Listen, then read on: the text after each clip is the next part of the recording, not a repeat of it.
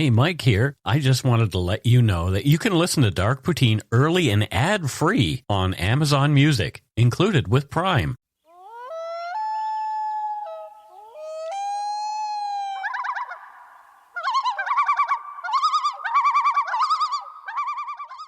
Welcome back to Dark Poutine. I'm Mike Brown. With me again, Matthew. Hello. My buddy. How are things, Matthew? Eventful. Eventful is eventful. Yeah. Yep. One must keep moving forward, I guess. You sound like my grandmother. Exactly. Oh, I probably look like your grandma, too. I'm starting to look like an old lady. Her mustache didn't have gray in it. The views, information, and opinions expressed during the Dark Poutine podcast are solely those of the producer and do not necessarily represent those of Curious Cast, its affiliate, Global News, nor their parent company, Chorus Entertainment. Dark Poutine is not for the faint of heart or squeamish. Our content is often intense, and some listeners may find it disturbing. We're not experts on the topics we present, nor are we journalists. We're two ordinary Canadian schmoes chatting about crime and the dark side of history. Let's get to it. Put on your toque, grab yourself a double-double and a Nanaimo bar. It's time to scarf down some Dark Poutine. And we know just how dark it can get. Pretty darn dark. Mm-hmm.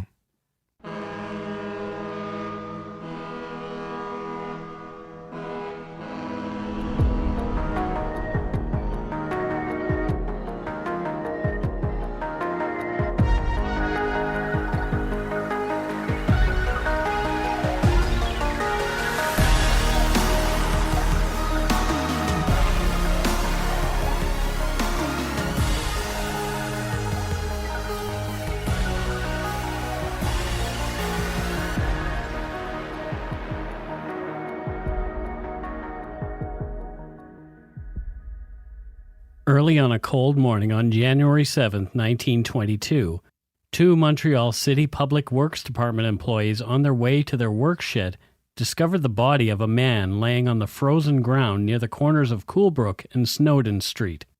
The man who'd been shot was later identified by a Catholic priest named Adélard Delorme as his half-brother, Raoul. When police investigated, they were surprised that their evidence pointed to one very unusual suspect.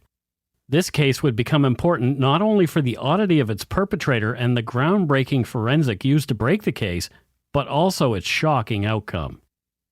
This is Dark Poutine episode 183, Sins of the Father, the Delorme Affair.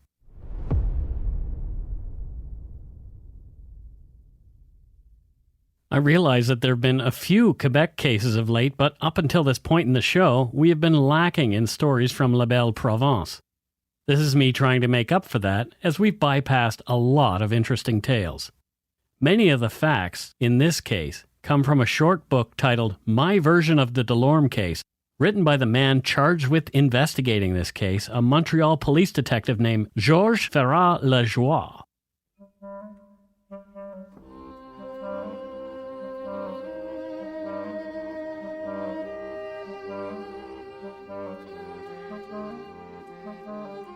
On Monday, January 9, 1922, looking very much like Hercule Poirot of the Agatha Christie stories, the spectacularly mustachioed and experienced Georges Lajoie was summoned into Police Chief Lepage's office for an important meeting. Lajoie assumed he was being called in to discuss another murder case he was also working hard to solve. Two other officers were already in Lepage's office when Detective Lajoie walked in. Lepage said to the detective, "Lajoie, a most atrocious and mysterious murder has just been committed in this city. Leave all other work and give all your time and energy to this matter. I have in you now, as in the past, entire confidence. The honor of our city, and particularly of our department, rests on the discovery of the murderer. I give you carte blanche in every way." And he added, "Your friends here will give you all the details which are known up to now in this matter." After leaving the chief's office, the two other officers filled Lajoie in with the details of the case. First, they went to the crime scene for a look, so Lajoie could get a lay of the land. The spot where the Public Works Department employees had found the body was unremarkable. The shed nearby was full of public works tools, was locked up tight, and did not appear that anyone had tried to break in. There was no blood where the man had been laying or anywhere else. There were no tire tracks, carriage tracks, or footprints. The neighbors had not seen or heard a thing out of the ordinary. Lajoie was frustrated that the man's body had been taken away before he'd been called, but it had been 2 days after all. It was not customary, even in those days, to leave a body out in the cold for that long. He had to rely on the memories and notes of his colleagues. Their descriptions of what they found left Lajoie scratching his head. From Lajoie's book, I learned that the body was lying on its back with its feet pointing toward the shed. The 2 skirts of the victim's overcoat had been pulled up so that they swathed his head, and they were fastened by means of a dozen pins or so. The knees were crossed, the right knee being over the left and slightly bent. The hands were tied together with a little string and about 12 inches one from the other. The victim wore no rubbers, and the body was visibly frozen through and through." End quote. There had also been 2 quilted bed covers pinned around the deceased man's head.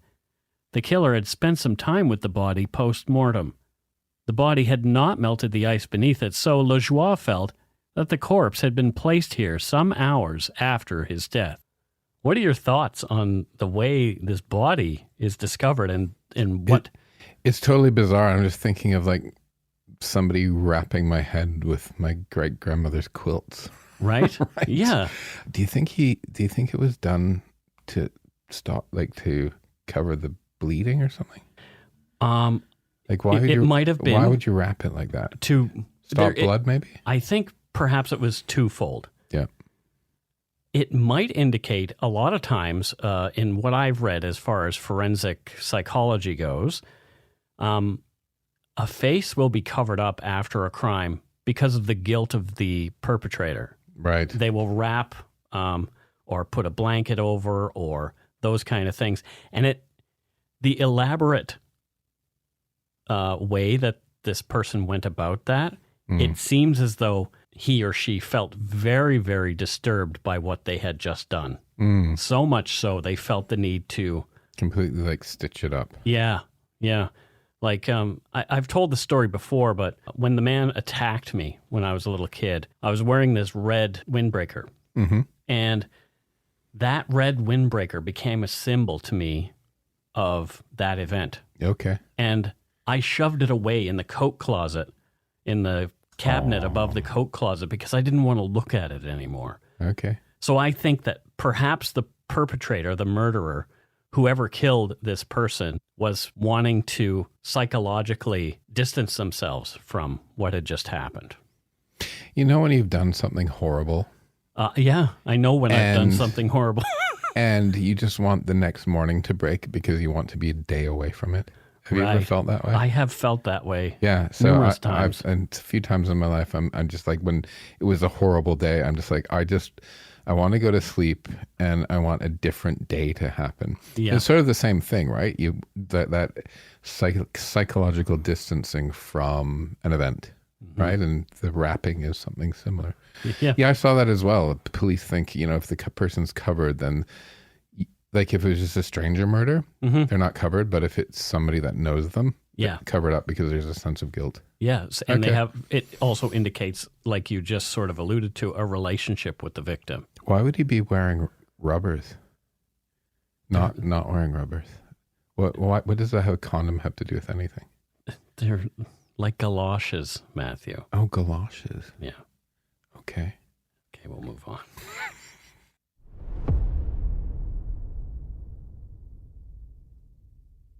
Lajoie determined that the evidence to that point, especially the things that were missing, could lead to only one conclusion. The lack of blood anywhere other than on the dead man, his clothing, and the bed sheets in which his head was wrapped, the fact that there were no signs of a struggle, the absence of tracks of any kind, the fact he was not wearing galoshes, and the complex trussing up of the body with the string and quilted materials indicated that the young man's death had taken place elsewhere, most likely indoors. After going over the crime scene, it was off to the morgue where doctors were performing an autopsy on the yet unidentified dead man. The doctors present had carefully removed the pins and string holding the material together that was obscuring the dead man's head. The man's shirt, overcoat, and the top of his underwear were soaked in blood. There were also bullet holes in some of the items of clothing, in particular on the shirt's removable collar and the coat. Powder burns indicated a point-blank execution of the young man. The body showed no signs of poisoning or recent alcohol use. The man's death, the doctor indicated, was from hemorrhaging caused by 6 gunshot wounds to the man's head and neck. The bullets were still lodged within the man's body, and the doctors carefully extracted them. Speaking of the autopsy process and location of the bullets, Lajoie wrote, "He has succeeded in extracting 2 bullets, which were in the chin and the jawbone. One was fired point blank a little below the right temple, where the traces of gunpowder can still be perceived. 4 others were shot at the chin on the right side, and the 6th, as shown by the collar, would have been shot point blank in the neck, where it has severed one of the veins near the larynx. The bullets were examined and appeared to have been fired from the same firearm, presumably a revolver owing to the number of bullets and their caliber. The shots had been fired from above. It was presumed that the killer stood over the body for a number of the shots and leaned in closer for the point blank ones." So, thoughts on that, Matthew? They really wanted him dead. Yeah. That's overkill. It definitely is. 6 times in the head? Jesus. Yeah. You only have to really shoot somebody in the head point blank once to get the job done. Yeah. So this person really, really wanted that individual dead. I agree. Is that a crime of passion? Well, a crime of passion is kind of a little different because it's just in the middle of it all, right? Right. Yeah. Okay. Yeah. Because, say someone shoots your friend right in front of you, and you're just like, well, he just shot my friend, so I'm going to shoot him. Yeah. Pick up the gun and shoot the guy in the moment. That's kind of a crime of passion. Okay. But there was a lot of passion in it. Yeah. I do believe, or a lot of emotion, a lot of anger, maybe a lot of resentment. Shoot once, and it's like it didn't quite get out the amount of rage that this person felt against the other individual. Yeah.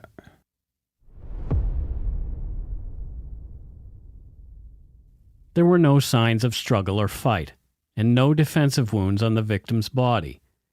It appeared as though the hands being tied together was post-mortem and used to make the body easier to carry, more indication that the man's killer had moved the body after the deed. Among the items found in the man's pockets were some personal papers. One had a name and address: Raoul Delorme, 190 St. Hubert Street, Montreal. Lajoie's colleagues had already been over to the address to see if anyone there knew Raoul or if he was missing. The officers had rung the bell at 190 St. Hubert Street, and the door was answered by a man wearing a Catholic priest's collar and cassock. The officers identified themselves and asked the man if Raoul Delorme lived there, and the priest said he did indeed. The priest identified himself as Father Adélard Delorme, Raoul's brother. Father Delorme asked, "Has anything happened to him? He did not sleep at home last night. Could he be in a tight fix?" The officers informed Father Delorme that a man, believed to be Raoul, had been found dead and required identification at the morgue.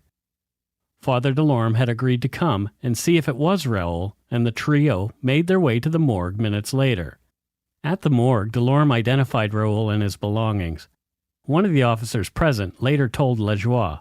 This being done, the priest looked away from the body, which he blessed rapidly with an upraised hand, and then went out without showing the least emotion.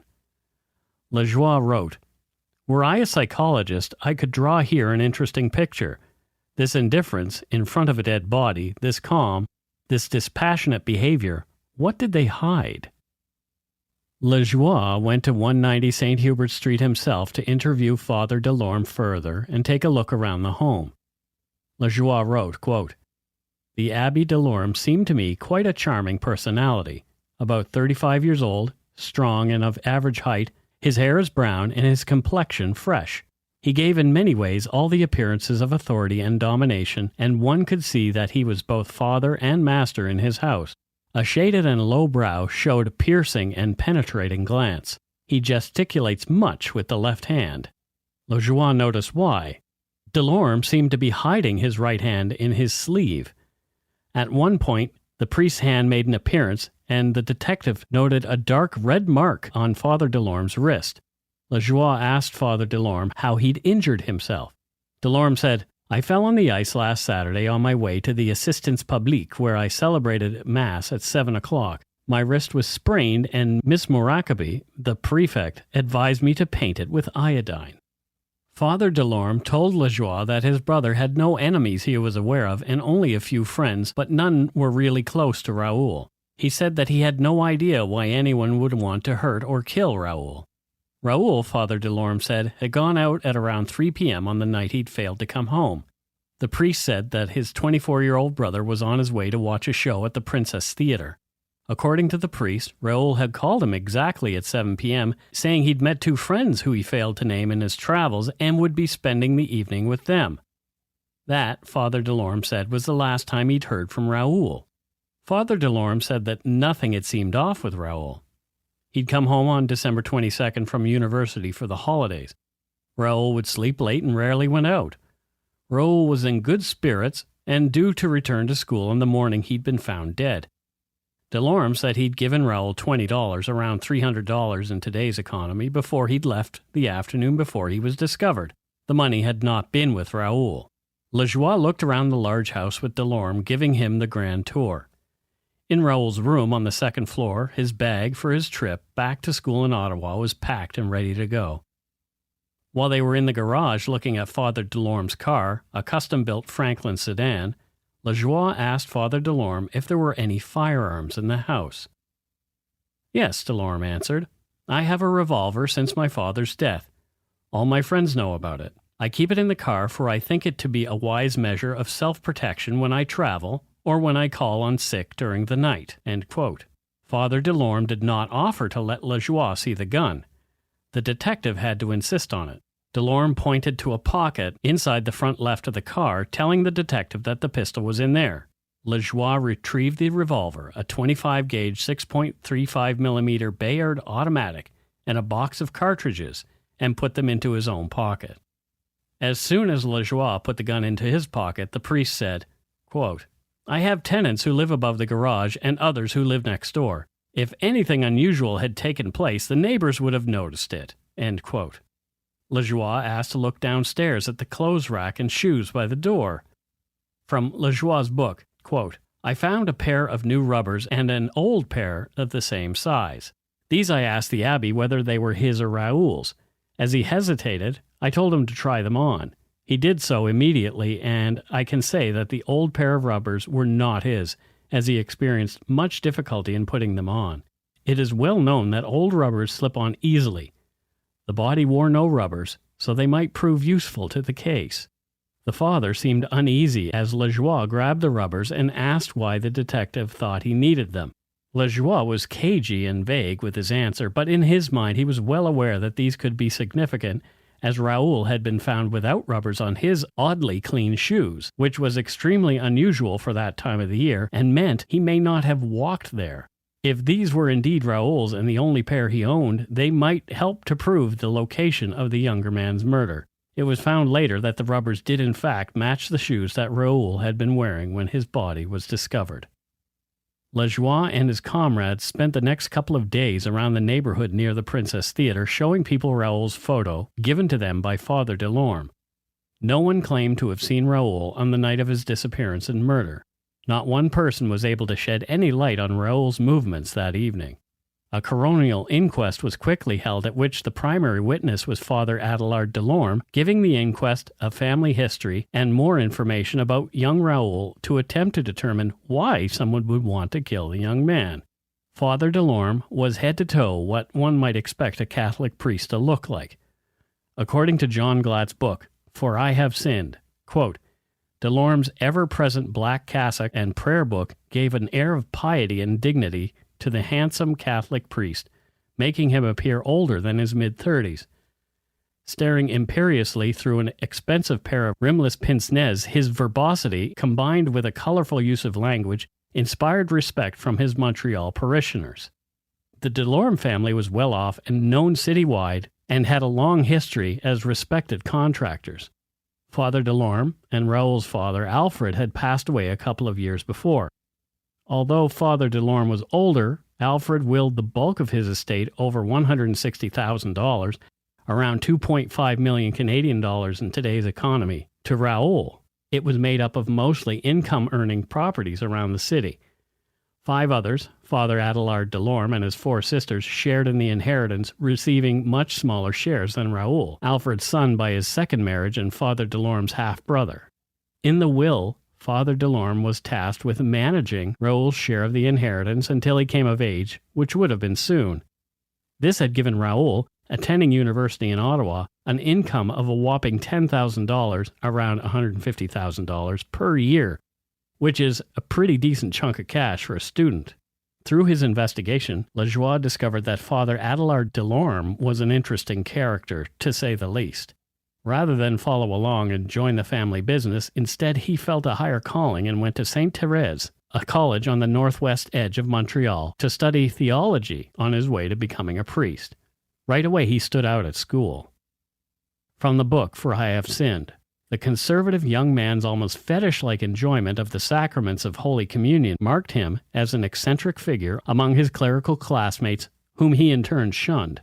Ever theatrical, the young Delorme, who had a lifelong addiction to mint candy, would spend his free time strolling along the school balcony with a Bible, delivering imaginary sermons to himself. End quote. So he's an odd duck. Quack. Yeah, you know? Yeah. It seems like he's in it for the... It's like it feeds his ego somehow. Yeah. He doesn't sound like priests that I know. No, not well, people who are truly practicing versus people who are in it for their own gain. Yeah, like I have a friend, Nancy. She's like a minister. Mm-hmm. And I've known her since we went to like summer camp. Yep. Camp Chemo Key. Oh, yeah. And she's one of these people that is like, she's an embodiment of love. Like you can tell like when she's ministering, there's like the passion and the reality and the caring. Yeah. This guy seems like he's a little bit like, it's the power thing for him. It's more about Father Delorme than it is about his flock. Yeah, absolutely. Weird or not, Delorme had distinguished himself with the faculty at school and was asked to join them after his ordination. For the next 10 years, Monsieur l'Abbé Delorme worked at St. Thérèse and did an admirable job, but there was talk that Delorme was doing things outside the school that were not exactly priest-like. It isn't clear whether Delorme had taken a vow of poverty. Not all Catholic priests do. But if he had, gambling is outside that, and Delorme was doing that, and a lot of it. His innocent, pious look was apparently a ruse as well. Father Delorme also had another weakness. This one was against the vow that all priests take, the vow of celibacy. He enjoyed the company of a number of women. And we will take a break right here. If you're looking for a smoking gun, I can absolutely guarantee you, you will not find it. In October 2001, a series of letters filled with a deadly powder called anthrax were dropped into the U.S. mail system. What started as an unprecedented case turned into an unsettling mystery. Who sent these deadly letters? And why? From Campside Media and Sony Music Entertainment, I'm Josh Dean, and this is Cover Up Season 4, The Anthrax Threat. Available now.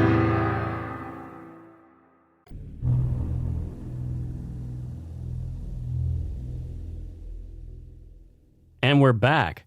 What are your thoughts so far, Matthew, on Father Delorme? We've already sort of had a little discussion saying we think Father Delorme is more about Father Delorme's gains than anybody else's. Yeah. The gambling, womanizing, and spending money that's not his. And probably murdering.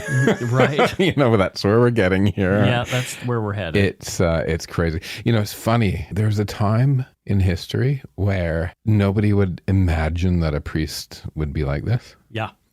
But with the history and what we've learned over the last number of years with the problems, not all priests are child rapists, mass murderers, or whatever. But there's been a big issue, and the reality is set in like that these are human beings. They seem to have found a venue in which they are comfortable, people who are like that. Yeah. Oh. Interesting. It's just such an abusive position. Lajoie began to fill in the blanks, many of which were bits of the story conveniently left out by Father Adélard Delorme during his interviews. Montreal definitely had its seedier side, especially in the era this story takes place. From John Glatt's book, For I Have Sinned, quote, "Since the introduction of prohibition in the U.S. after World War I, the Port of Montreal had become the sin-drenched playground of the Northeast. Each weekend, thousands of thrill-seekers would arrive on special train outings from New York, Boston, and Chicago to enjoy the wild pleasures of Montreal's St. Lawrence Street area, where drink flowed freely at the many all-night gambling clubs. To round off the evening, the hedonists would visit the thriving red light district to sample the exotic wares of the Parisian-style brothels. The young Catholic priest was a regular at the St. Lawrence Street establishments, where he was known to throw his money around. Indeed, Father Delorme's taste for the good life belied his vow of poverty and well exceeded the generous allowance he received from his father, who was constantly having to bail him out of trouble." End quote. To say Father Adélard's behavior was disappointing to his father, Alfred, was an understatement. Alfred was so disgusted with his eldest son that he'd effectively written him out of his will, leaving everything to Raoul at one point. As he became ill and approached death, Alfred changed his will, advised to do so by a friend, still leaving the bulk of the money to Raoul, but a small amount to Adélard, providing the priest act as money manager for Raoul's inheritance, as mentioned above, until the younger Delorme brother turned 25. Adélard was emotionless at his father's funeral, already having learned of his limited inheritance. He was seething, especially as he had to take care of Raoul's money. It was an insult to an unforgivable injury perpetrated, the priest thought, by his father on his deathbed. Adélard had later been the one who'd encouraged Raoul to go to university in Ottawa. The priest had told his brother that further education would help Raoul make the right financial decisions with his inheritance later on. Raoul, oblivious to Adélard's hatred of him, loved his older brother and took his counsel.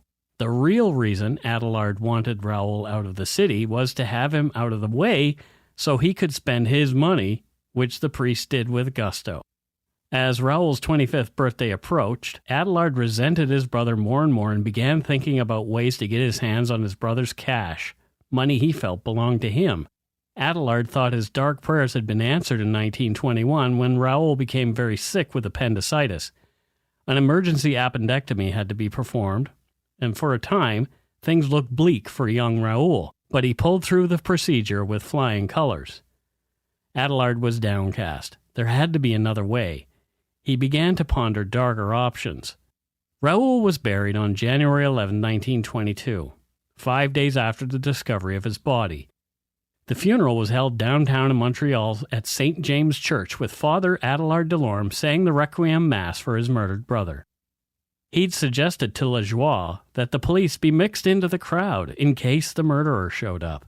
According to true crime author Max Haynes, only days after burying his brother, Delorme announced a $10,000 reward for the capture and conviction of Raoul's killer, stating that he felt the killer should be publicly executed at a local skating rink. Haynes also points out this sentiment was not very becoming of a man of the cloth. Oh my God, I'm more priestly than this guy is. Right? More Jason Priestley? Yeah, I'm more Jason Priestley than this guy is. Right. It's crazy. Like a priest calling for like a public execution in a skating rink. Yeah. Fuck. I don't think I've ever heard of anything more ridiculous or anything less Christian. No. Right? It's horrible. Lajoie had considered many options and motives in trying to solve Raoul Delorme's murder. He looked at everything from robbery, revenge for some yet unknown slight, rivalry over a love, and even whether Raoul had been involved in spying. But none of that seemed to go anywhere. He even considered Raoul had been the victim of an insane maniac of some sort. That would explain the odd way the body had been dealt with after the murder. The only thing that kept coming up was one of the oldest known motives, greed. And who had the most to gain from Raoul's death? Father Adélard Delorme. Follow the money. Follow the money, yeah. Oftentimes, that's where it will point. Yeah. Mm-hmm. I don't know. I really dig that Lajoie looked at all these other options and wasn't just, yes, okay, so here's all this evidence pointing toward this one person, this Catholic priest, Father Adélard Delorme. Let's ensure that we follow some other paths as well and rule out some other options before. He didn't just look like Poirot. Yeah. He acted like Poirot. Exactly. Have you seen the Poirot shows? Yes. Yeah. Justin and I love watching because we Hercule. And we always go dinner party reveal because it was always sort of like a dinner party reveal. I doubt there was a dinner party reveal in this case, but yeah, I love a good dinner party reveal. Oh, for sure. That just makes it fun. So dramatic. But yeah, I mean, I'm wondering if Lajoie might have been Agatha Christie's inspiration for Poirot. Maybe. Isn't that interesting? Like, it could have been. Yeah. Because he does look like how Poirot is portrayed. Or maybe that's where what's-her-name got Inspector Gamache from. Could be. Yeah. Could be. There's a lot of really interesting. Have you ever read the Inspector Gamache novels? No, I haven't. Really good. I should probably do that. Yeah. I should read something. Instead of writing. And reading your own book. Well, I've done enough of that.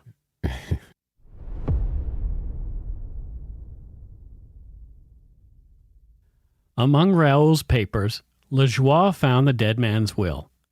It named Father Adélard Delorme as the executor and inheritor of the bulk of Raoul's considerable estate. The rest, a small amount each, going to his 4 sisters. Father Delorme had bought the .25 caliber revolver he'd given to Lajoie only days before the murder. As well, only 7 days before Raoul's death, Delorme had taken out a $25,000 life insurance policy on his younger brother, again making himself the sole beneficiary in the event of Raoul's death. The last person other than Father Delorme to see Raoul on January 6th, the day of the murder, was A. Trudeau, a restaurant keeper. Raoul, not wearing the overcoat he was later found wearing, had come into the establishment around noon to buy a package of pipe tobacco. That left only the priest as the last person to have seen young Raoul, but they needed more evidence. Lajoie and his men went back to 190 St. Hubert Street to see if they could gather more clues. The case was so high profile, even Chief Lepage tagged along to help. They focused on the garage. As Father Delorme led the officers to the garage, he said, "No one can come in and out of here without my permission." End quote. Inside the car, they found 2 stained cushions on the seat. There were stained bed coverlets in the garage lying on a valise. Boxes with hen feathers glued onto them were also found in the car. Father Delorme, who'd been hovering and watching the search, said, quote, "As for the feathers, I have carried live hens for a friend with whom I had gone to the country. And as for the coverlets, they are mine and were left to me by my parents. I have occasionally used them in place of a rug in my car and did so on my last trip with Raoul." End quote. They also looked at the cellar one more time, and while they were there, Father Delorme seemed agitated. He told them, as he had before, nothing could have happened there without the neighbors overhearing. They took the evidence back to the office and had legal medical expert and analyst Dr. Wilfred Delorme go over the items. Delorme was the head of the Forensic Research Laboratory in Montreal at the time. He would become a key figure in the solving of this case. After a day of analysis, Delorme determined the stains on the items recovered from 190 St. Hubert Street were human blood. Lajoie and the other officers took Dr. Delorme with them to Delorme's house again so he could have a closer look at things around the residence. Lajoie wrote that Dr. Delorme, quote, "made a few notations and requested us to carry away the back seat and 2 small front seats. The cellar was once more inspected, and I found a bit of string, similar to the one that bound the victim's head. I must say here that on January 9th, I found 2 similar bits of string on the sidewalk a few feet away from the priest's house.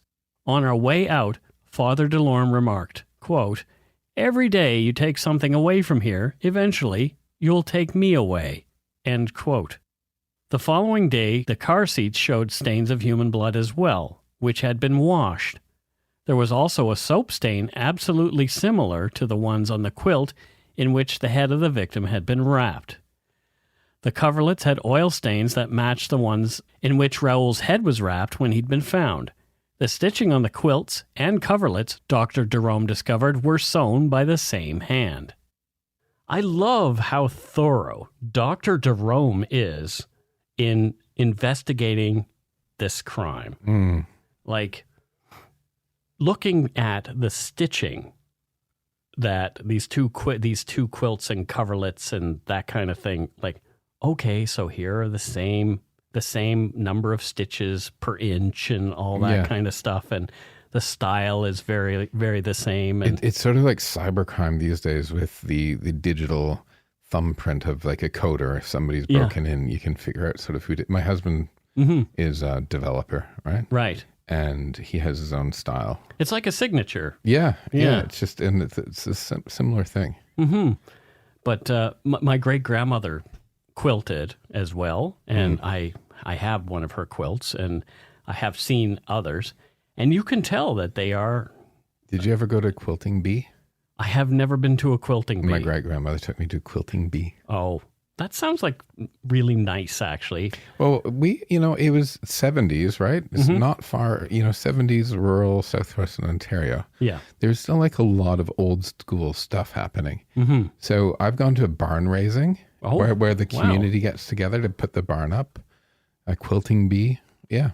That's cool. Yeah. Dr. Delorme also looked at the bullets that had been recovered from Raoul's skull. He found that the evidentiary bullets matched those that had been test-fired from Father Delorme's revolver. The higher-ups, who'd been reticent to arrest a priest for murder, could no longer ignore the evidence against Father Delorme. The abbé's arrest was ordered. Somehow, a reporter for La Presse got wind of the impending arrest and went to Father Delorme's house to ask him what he thought about that. The priest was acting bizarrely. "You are crazy," said the priest. "Don't you know I wear a cassock? This is Bibby's protection. Moreover," and he pointed to an imaginary revolver, "let them come and arrest me. I had one in my car, a gun, but I have another one here. I had 4 private detectives who did good work for me. They have organized meetings in different parts of the city where I secretly saw our good Canadians. I spoke to them, we shook hands on it, and they are convinced that I am not a murderer." End quote. Lajoie arrested Father Delorme on February 14, 1922, Valentine's Day, and the priest was charged with murder in Raoul's death and held at the Montreal jail to await his trial. Word of a priest being charged with murder was big news, and quickly the story made its way around the globe. The tale of a murderous priest was front-page news in many places. Delorme was acting oddly in prison. He seemed to be more concerned with how he'd look in the courtroom for his upcoming trial than what he was being accused of, and he ranted of making hours-long speeches that would prove his innocence. From John Glatt's book, For I Have Sinned, quote, "The prison doctor, Dr. Emmanuel Benoit, believed Father Delorme to be a psychotic with little hold on reality.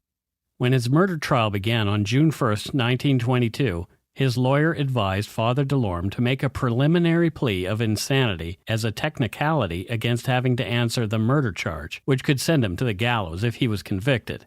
In a special hearing to determine the priest's sanity, a jury heard how the last 3 generations of Father Delorme's family had been plagued by insanity. His mother had died in a mental asylum, and grandparents on both sides of his family had suffered mental illness. His 2 half-sisters, Lily and Florence, had intellectual disabilities, and no fewer than 14 of his close relatives had been diagnosed with mental problems." End quote. Sure enough, after the testimony of several alienists, both for the Crown and the defense, Father Delorme was found to be insane and unable to face the charges against him. He was ordered to be held at a mental hospital until he was determined mentally fit to stand trial. It took a year in the hospital until the priest was determined well enough to face the music. So, Matthew. He is faking it. Yeah, that's what I was going to ask you. Totally faking it. Totally? This guy, well, I think he has a mental problem in that he's a narcissist. Mm-hmm. And the more I do these shows with you, the more I realize they're often narcissists. Yes. Right? Yep. And which is a mental illness, but it's not like you didn't know what you're doing. Right. I had someone come after me at some point about when I was saying that narcissists are someone you should avoid. Yes, you should. Yeah, and people have come after me for that, saying I'm not being compassionate. Well, a narcissist isn't going to be compassionate with you. I'd suggest the people saying that to you are narcissists. Yeah, right. Yeah, go hang out with your narcissist buddies. If you want to do that, if you want to have a narcissist in your life. I've had a few and they just make me run. Right. Yeah. I had a friend a long time ago who I thought had my best interest at heart. Yeah. I've had quite a few of those, but this one in particular, it was when I was a teenager, and it's kind of the first one that I think I had in my life. Yeah. And he made me want to compromise my own way of thinking about myself to please him. Of course. You know, like he told me, well, you're a good friend, but you're not my best friend. He would say things like that, like to make me psychologically want to compete with that other person for his approval. Yeah. There was all kinds of little insidious, ugly things that person did. I'm 51 years old. I don't have time for that shit. No, not anymore. No.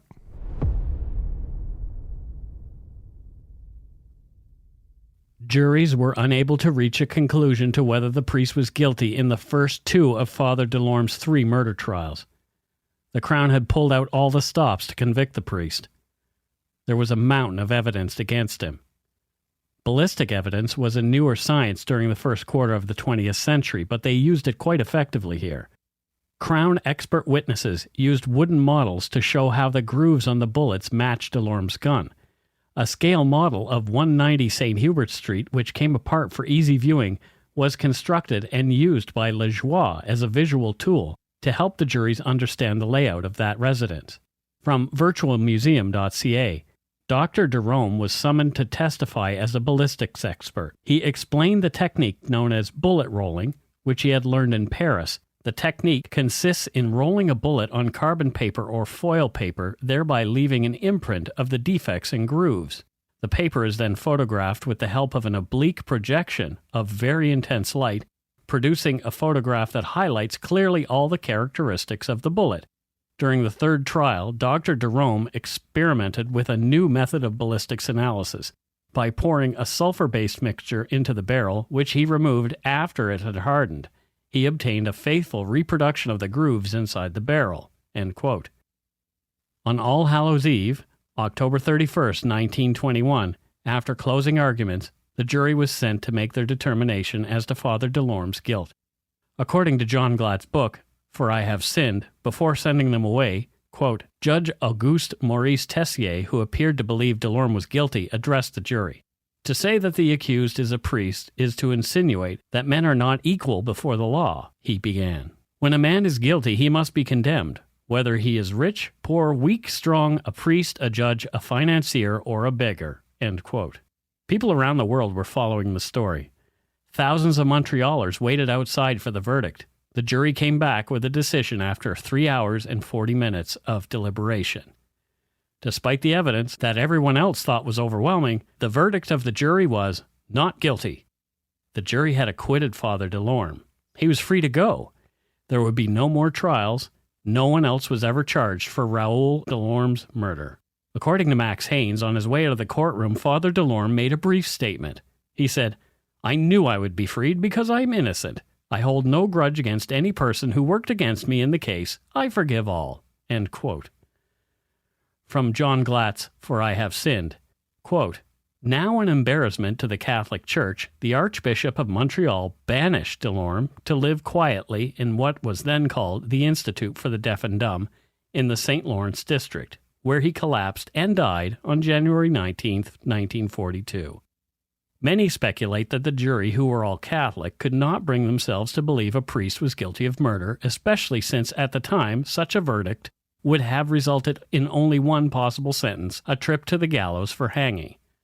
Perhaps having the execution of a man of God on their conscience was not something they wanted to chance having to explain to St. Peter at the pearly gates. Perhaps it was at those same pearly gates that Delorme finally received justice, if you believe in those things. This story did bring to mind a certain biblical tale early on in the Old Testament in which Cain kills his brother Abel and then lies about it. Genesis chapter 4, verses 9 and 10 go, quote, "The Lord said to Cain, 'Where is your brother Abel?' He said, 'I do not know. Am I my brother's keeper?' And the Lord said, 'What have you done? The voice of your brother's blood is crying to me from the ground.'" And that's it for Dark Poutine episode 183, Sins of the Father, the Delorme Affair. What are your thoughts on this story, Matthew? I love that you're quoting Genesis on your show. Right? And not the band. Yeah. Invisible Touch. Would we go with and what was their biggest song, Genesis? Oh, gosh. Invisible Touch was big. Okay.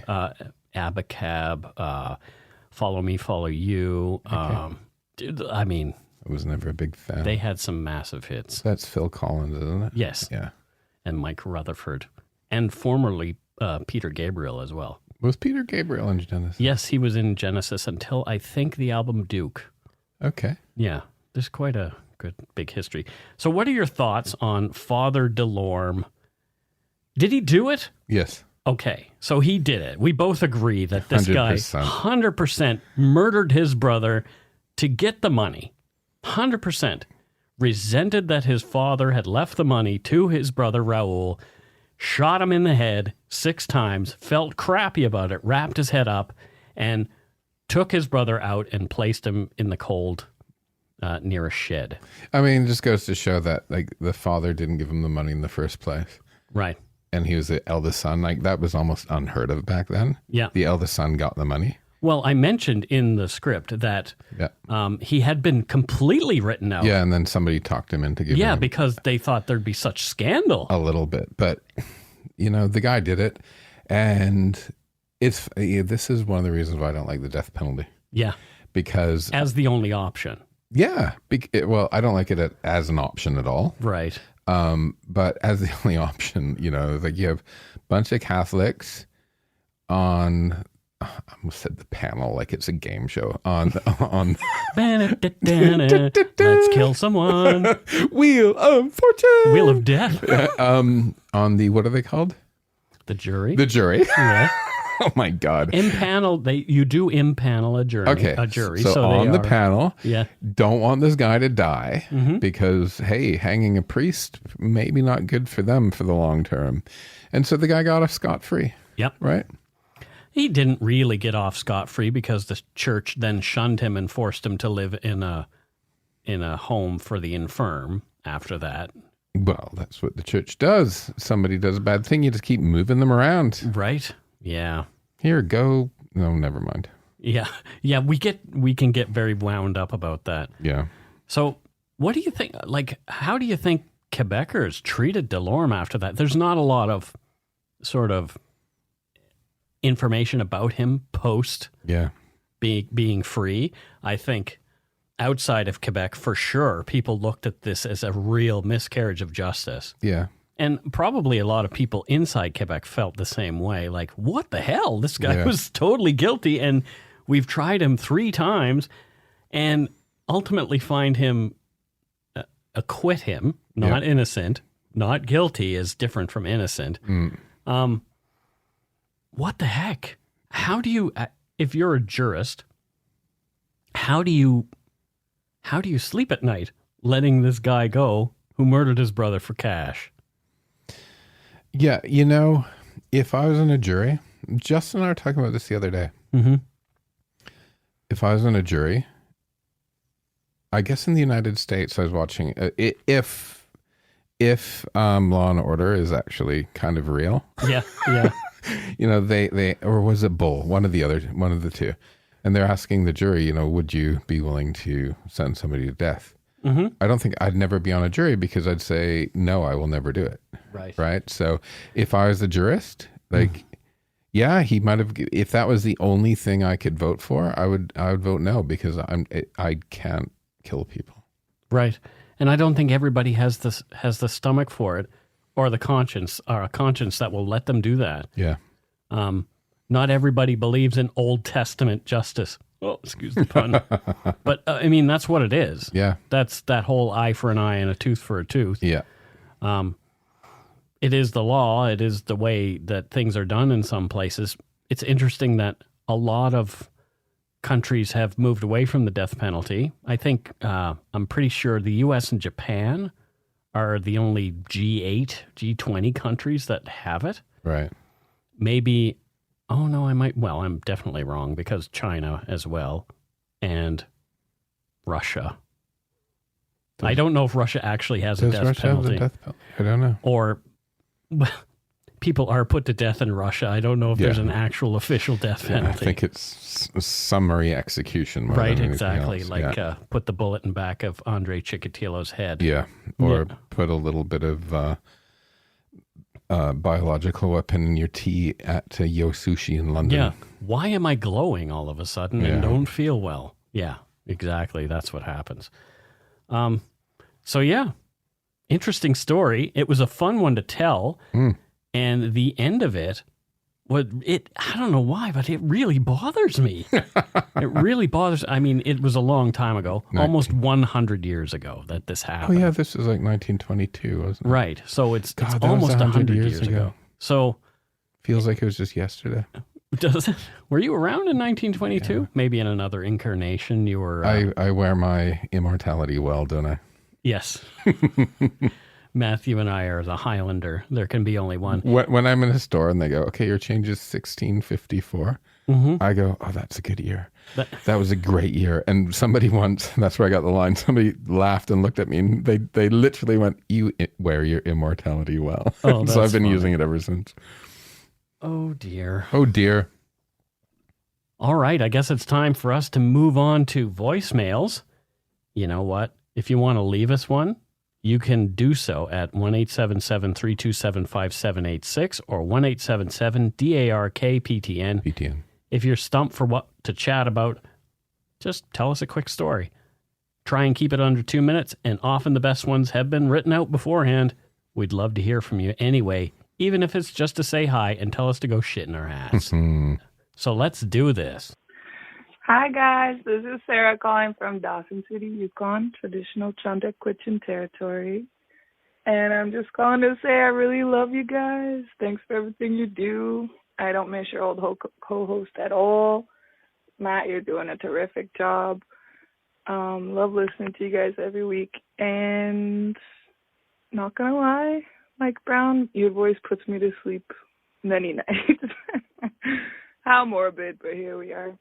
Thanks for everything you do. Love you guys. Go shit in a hat. Go poop in your toque. Sorry for leaving you 3 voicemails. I think this one's the one, though. Love you. Wow. I love that. I think this one's the one. And I love that Sarah's calling from the Yukon. I think that's our first Yukon caller. Dawson City. Yeah, so wow. Thanks, Sarah. Thank you so much. Yeah, Mike's, before I was co-hosting, I would always fall asleep during the show. Well, I don't mind lulling people to sleep as long as maybe they will actually listen to the episode at some point. I put a lot of work into this show. I'd rewind, and some nights it'd take me like 3 nights to hear the whole show. Because I'd figure out where I fell asleep and play it again, right? Well, there you go. Yeah. I'm hoping that's what other people are doing. I'm hoping it's not just like, hi, it's Mike's ASMR. Yeah, exactly. Put Matthew to sleep. This one looks like it comes to us from Manitoba. Manitoba. Hey, guys. This is, I'm going to not use my real name. I'm going to call myself Megan from Sundre, Alberta. I just wanted to call and leave a voicemail, let you guys know how much I enjoy your show. I just finished my last night shift here, and My favorite thing to do on a night shift was drive around and listen to your podcast. I just wanted to say that, Matthew, you have a great voice. I know you've heard that like 1,000 times, so don't let your head blow up. And Mike, I really, really, really, really think you are a talented individual. I appreciate the episodes you have done. I won't exactly say what I do, but I'm sure you can figure it out. I am involved in kind of the criminal justice law area of the world, and it's you do a wonderful job portraying cases and talking about them, and just, I don't know, representing the victims too. So just wanted to say thanks, guys. Love your podcast. Take a nice big steamy one in your hat. Bye now. I love it when cops call in. Thanks, fake Megan. Thank you. Obviously, yeah, we understand you can't tell us who you are and what you're doing or where you are or anything like that. But I have to ask my cousin if she listens to the show. Mm-hmm. I know a few police officers. She's a policewoman as well. Yeah. And that, to me, that is kind of a really good validation of what we do. It's not just people who are interested in murder porn and are like listening for the gore and the... Yeah, you don't get that here. No. It's people who are interested in criminal justice and storytelling. Yes. Who come to us. And bad jokes. And bad dad jokes. Bad dad jokes. Although neither of us are dads. I'm the dad of cats and you're the dad of... I'm the dad of dog. Dad of dog. But, I mean, yeah. Interesting. Thank you, Megan. Thank you, Megan, whoever you actually are. Constable Megan, or maybe corporal or even sergeant. I don't know. Detective. Oh, yeah, wow. She could work for CSIS. She could be any number of things. Oh, she could be like a military police officer, too. Oh, yeah. There's all kinds of options. I love when there's a little mystery. I think she's a pilot as well. Well, there you go. Thank you. Thanks, Megan. Next one comes to us from somewhere in the excited states of America. Hello, Mike and Matthew and Steve. This is Kathy Smith, AC, in Oregon. And earlier this week, maybe last week, whenever, I had posted a question about a friend and got lots of wonderful answers and support. And I just wanted to say thank you to the whole community, and I'm going to cry if I don't stop. But thank you all. I appreciate it. My friend is in good hands now, and I love you all. So have a good week, and go defecate in someone else's head covering. Bye. Thanks, Kathy. Thanks, Kathy. We love you too. Oh, that's so awesome. I'm really glad that we won't get into why she was posting in the lumberyard, but her friend had a problem that some of us have had, and we get to respond to help. Yeah, in a big way, in a nice way, and that's one of the things that I'm proud of in that group. Even though the group of 10,000 was deleted by Facebook for some bizarre reason that we're not yet sure what happened. This new group that's developed, almost 3,000 already, is really tight, and it's full of a lot of the same people who were so kind in the last one. So, yeah, I'm glad we could give our assistance in any way. And thank you to Kathy for being such a big supporter of the show. Yeah. You're always around in the lumberyard and our other groups, so we really appreciate you. It's always nice to see Kathy. Okay, well, some of you know that last week was my birthday, and somebody apparently wanted to wish me a happy birthday. Matthew did it a bunch of times. In ways, I was just like, I'm just kind of hoping this day passes and nobody notices. I wasn't going to let it pass. Yeah, it didn't pass that way. Good. Well, it was nice to have. You should be celebrated, Mike. Well, yeah, I guess so. But this person called and celebrated. Yay. Happy birthday to you. Happy birthday to you. Happy birthday, dear Mike. Happy birthday to you. Go shit in your head. Much love from Kathy from Oregon. Bye. Well, there you go. I love that. Go shit in your head. Go shit in your That's head. lovely. Thank you. Well, yeah. And I guess that was Kathy again calling. Was that our Kathy again? Telling me to go shit in my hat. That's so. lovely. Kathy twice. Yes, exactly. So there you What's go. better than Kathy? Kathy twice. Kathy twice. But yeah. So it was my birthday, and I'm glad it's over. I'm 52. The number of cards beast. you get in a deck of cards. Oh, I think I say the number of the beast. No, that's... 52, the number of the beast. Oh, woe to you, O earth and sea, for the devil sends the beast with wrath, for he knows the time is short. Let him who hath understanding reckon the number of the beast, for it is a human number. His number is 666. Dun, dun, dun, 52. Yeah, I just love that Iron Maiden song. We got high at my buddy Steve's My brother place. loves that album. Listen to that. Yeah, I did too. Anyway, that's it for voicemails. Again, if you want to leave us one, you can do so at 1-877-327-5786 or 1-877-DARK-PTN. PTN. And now on to Patreon and Donut Money shout-outs. We're going to shout at people. Yay. Yeah. So first up, we have someone from a place we're not sure where they live, but her name is Ashley Lobsinger. Ashley Lobsinger. Hello, Ashley.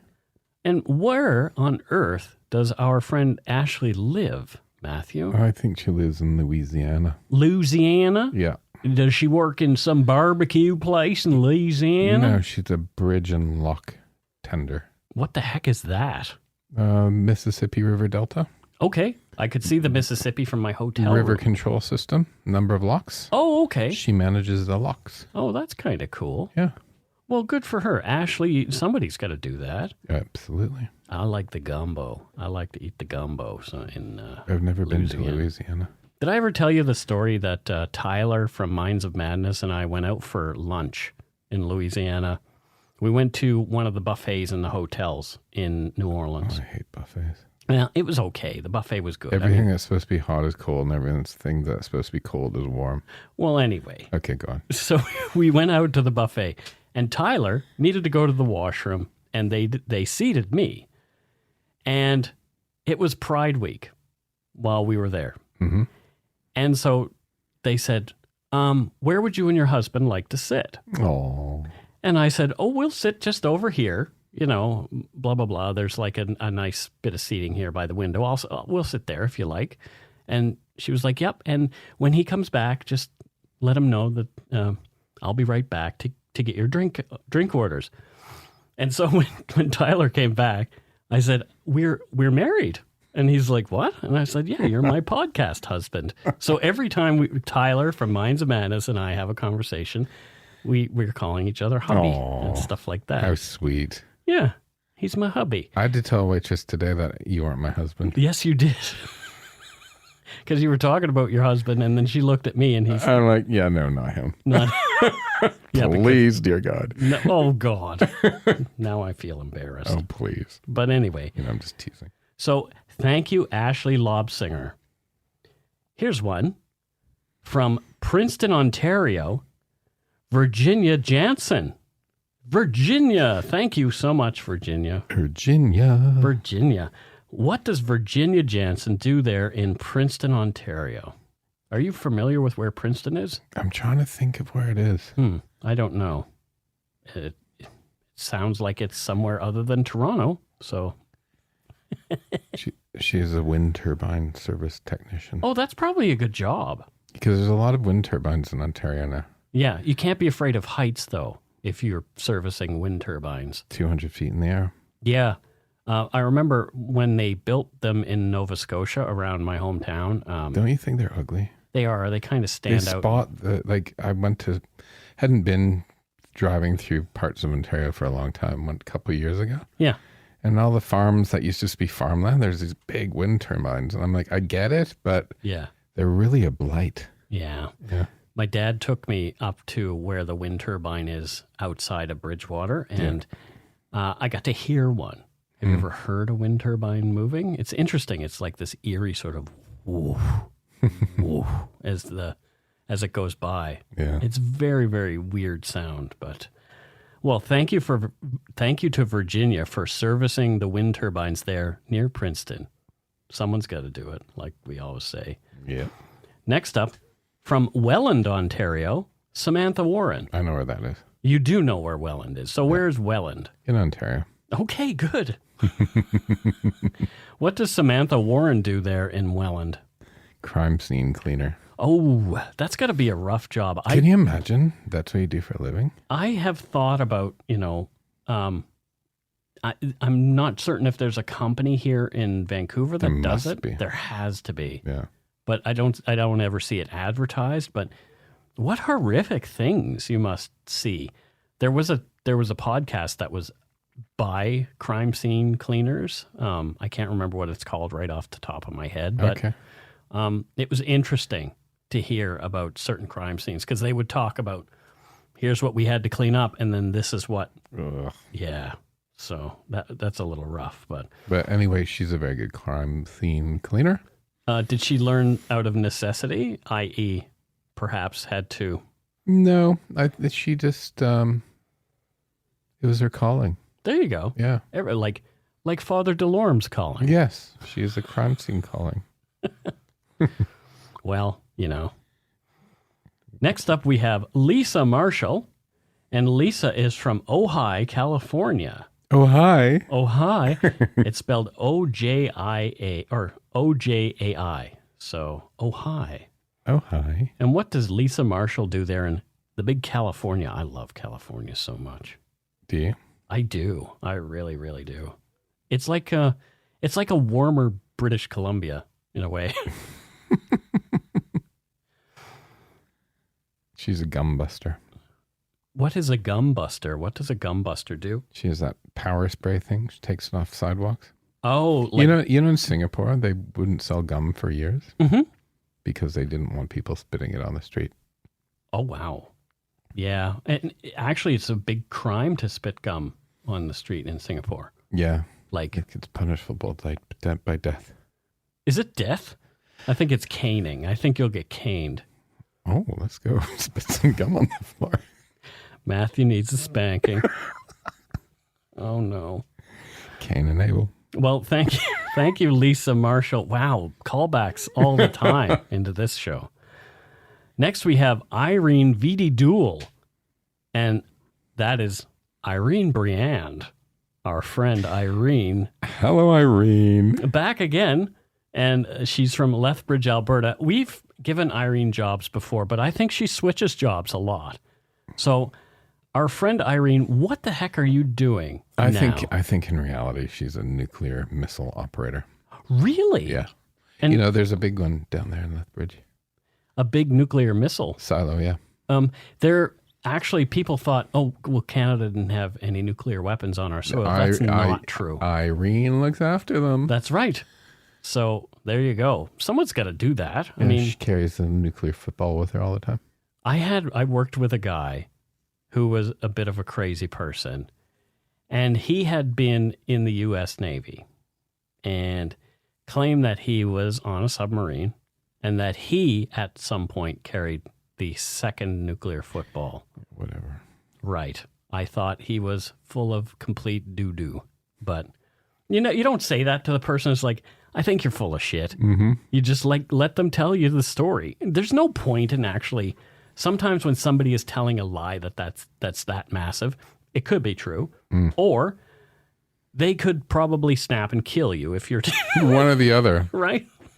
Crazy. What's the point in calling somebody on that stuff? Thank you, Irene. Thanks, Irene. For protecting us. Exactly.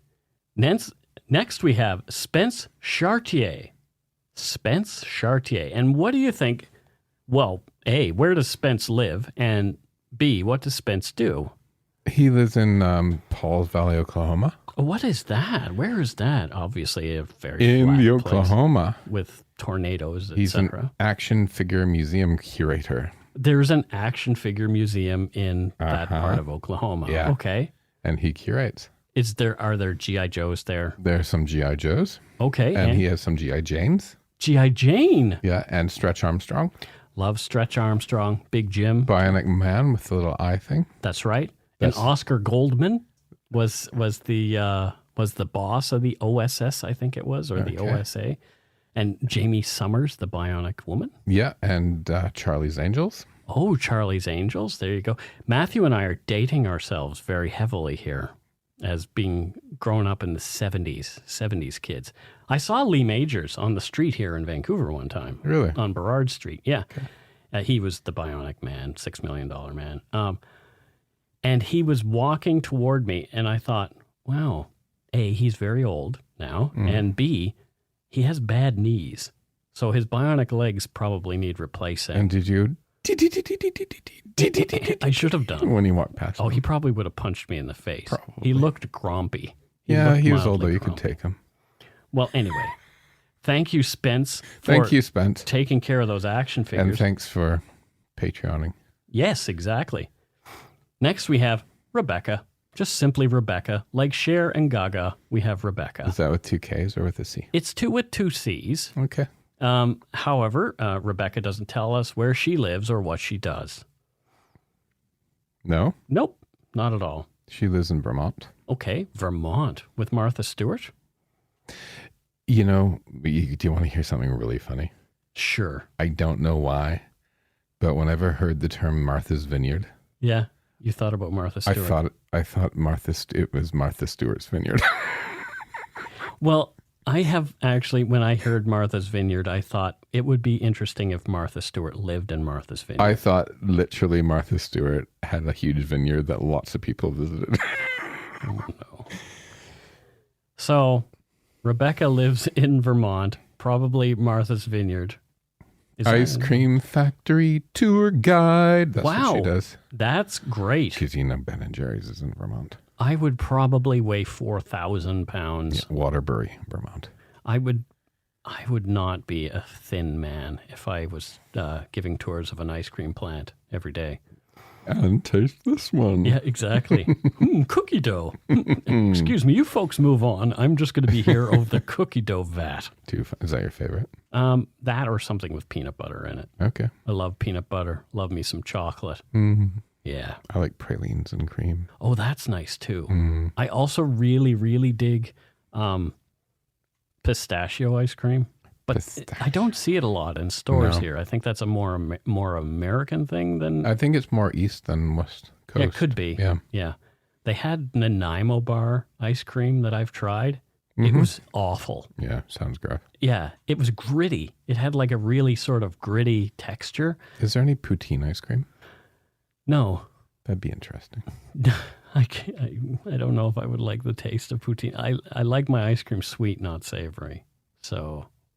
because poutine ice cream would be a little savory. Unless you can say, like, the fries are something else. Yeah, the fries are like sticks of peanut butter, and the gravy is caramel. Caramel, yeah. That would be yummy. Yeah. And then what's the cheese? The cheese would be marshmallows. Oh, my gosh. We've just invented poutine ice cream, Matthew. Poutine ice cream. We should trademark that. Done. Trademarked. 2021 by Michael Brown and Matthew Stockton. So there you go. Nobody else can copy that now because we said those We claimed things. it. We claimed it. Thank you, Rebecca. Thanks, Rebecca. For doing what you do. Next we have from Cobble Hill, British Columbia, Catherine Schneider. Thank you, Catherine, for your patronage. And what does Catherine do there in Cobble Hill? She's a cobbler. Oh, well, that would make sense. You know Daniel Day-Lewis is a cobbler, right? Stop. Yes, he went to cobbler school to learn to become a shoemaker. Does he only make left? He only makes the left shoe. My left Well, foot. was the left foot was the one without a shoe on it, though, wasn't it? I know. Because didn't he use that to communicate? I can't Maybe. remember It doesn't that take movie. away from the fun of that joke, though. Yes, it does make for a good. Oh my, Daniel Day-Lewis and his left foot cobbling. Well, Thank you. Thank you so much, Catherine. Catherine. Yeah. They're in Cobble Hill, British Columbia. I don't know where Cobble Hill is. It's got to be somewhere cobbly. Is there cobblestones in Cobble? Oh my God. Are you sure it's not Kabul? It's Kabul. Don't want to be there right now. She lives in Kabul. Yeah, things have gone a little sideways there again. But, such is life. Okay. We did get some donut money this week. And it is from Aiden Irvine. And Aiden says, enjoy some coffee and donuts. I had this money in my PayPal, not sure how to use it. I figured you guys could use it. I think Matthew is doing a fine job as co-host and hope he stays around for a while. I hope you and Matthew can guess my job. I'm from the Comox Valley, by the way.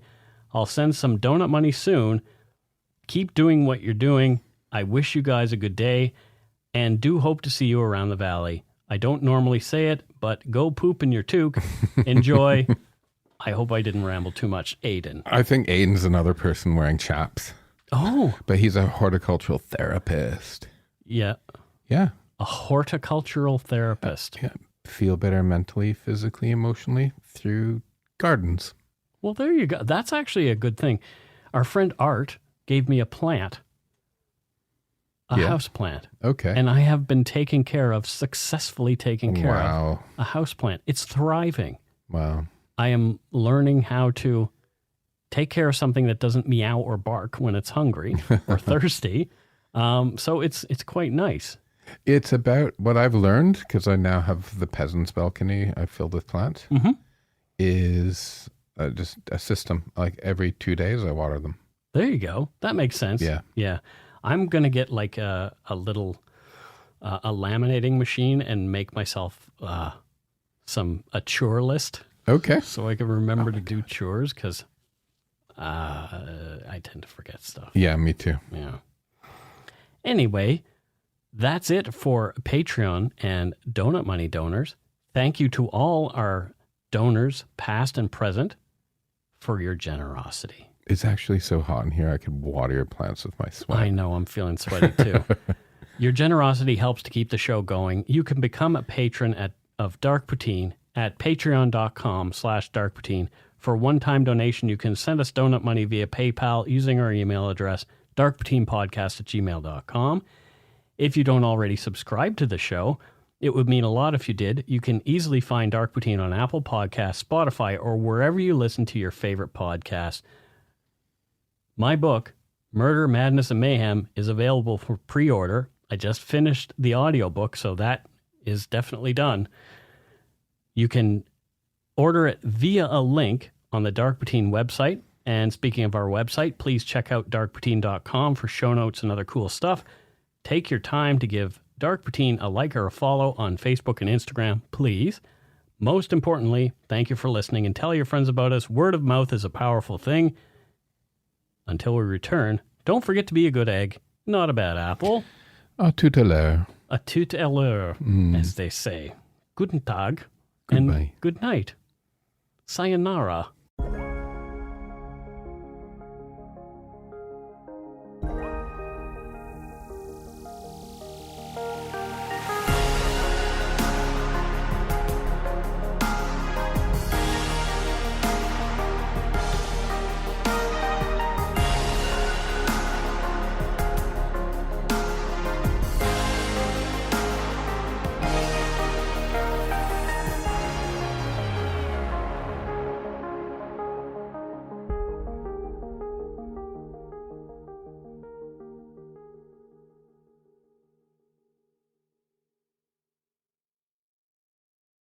Hi, it's Shauna, and I might be a bad parent because my kids think French fries are vegetables. Hey, it's Ryan, and I might be a bad parent because I went out for wings when my wife was in the hospital after giving birth. Johnny here. I might be a bad parent because in my house, the tooth fairy gives pocket change. But we're not alone. Len emailed us and said his 6-year-old daughter's Tarzan moment going from love seat to lazy boy by curtains made him more proud than any dance recital. And Andy left his 2-year-old at the rink. All right, guys, I'm sure we're not alone. Like Andy's kid.